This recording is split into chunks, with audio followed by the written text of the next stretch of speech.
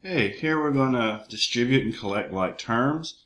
So on the outside of this we have the expression 6xy, and we're going to take that and we're going to distribute it through a parentheses which contains 5x squared y minus 8xy cubed. So the first thing to do is distribute 6xy times 5x squared y, and then we will take from that, distributing the same thing to the 6xy to the negative 8xy cubed.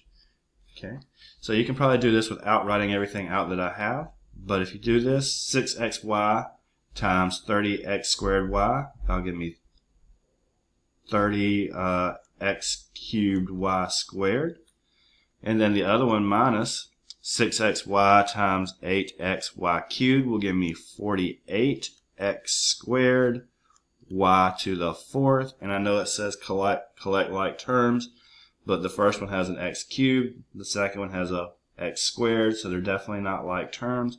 So our final answer is 30x cubed y squared minus 48x squared y to the fourth. Thank you.